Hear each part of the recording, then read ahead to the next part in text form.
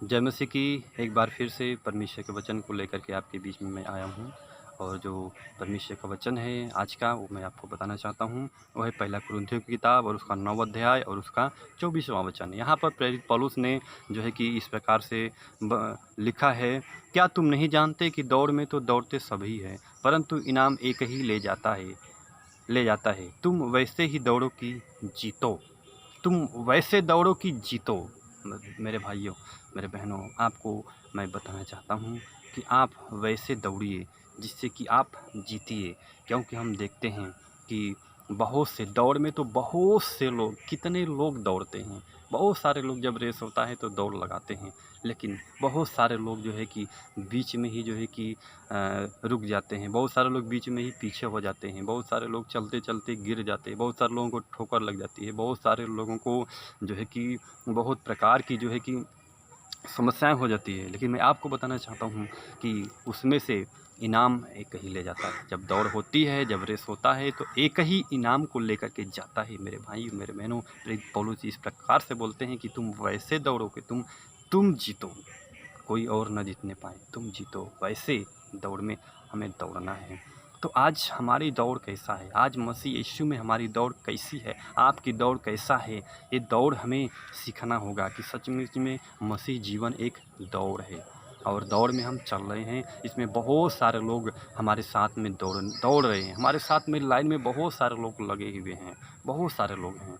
लेकिन हम देखते हैं कि जिस प्रकार से इनाम एक ही को मिलता है, इनाम एक ही लेकर के जाता है। बाइबल बताती है, प्रेरित पौलुस ने लिखा है कि तुम वैसे दौड़ो कि जीतो। आज हमें जीतने वाला जीवन जीना है। आज हमें जो है कि विजय का जीवन जीना है। आज बहुत सारे भाई बहन लोग हारने वाला जीवन जीते हैं, हारा हुआ जीवन जी रहे हैं। आज बहुत सारे लोग जो है कि निराशा वाला जीवन जी रहे हैं। बहुत सारे लोग तकलीफ़ वाला, कष्ट वाला, मुसीबत परेशानी को झेलते झेलते उनका आदत सी बन गया है कि वो जो है कि निराशा वाला जीवन जी रहे हैं, हारा हुआ जीवन जी रहे हैं।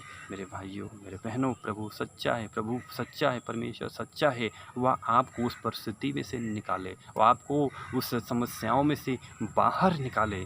इसलिए परमेश्वर का वचन आपको मैं उत्साहित करना चाहता हूँ, मैं बताना चाहता हूँ कि ये दौड़ में जो है कि अगर आप चलते चलते थक गए हैं, निराश हो गए हैं, यदि आपने हार गए हैं, आप जो है कि यदि बिल्कुल शक्तिहीन हो गए हैं, तो प्रभु का वचन कहता है कि वो थके हुओं को बल देता है और शक्तिहीनों को बहुत सामर्थ देता है। आज फिर से एक बार आप उठिए। प्रभु आपके हाथ को थाम करके आपको फिर से चलाना चाहता है। आज फिर से प्रभु आपके जीवन में कार्य करना चाहता है। आज फिर से प्रभु आपको आशीष देना चाहता है। आज फिर से प्रभु उस दौड़ में आपको फिर से शामिल करना चाहता है।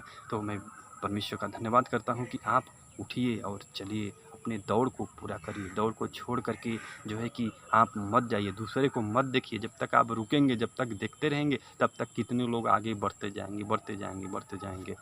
इसलिए हमें सोचना नहीं है, हमें देखना नहीं है, बल्कि हमें दौड़ना है, बल्कि हमें जाना है अपने दौड़ को पूरा करने के लिए। भाइयों बहनों, आज इस वचन के द्वारा मैं आपको उत्साहित करना चाहता हूँ। जैसा आगे का वचन लिखा है, हर एक पहलवान सब प्रकार की संयम करता है। वो तो एक मुरझाने वाले मुकुट को पाने के लिए यह सब करता है, परंतु हम तो उस मुकुट के लिए करते हैं जो मुरझाने का नहीं।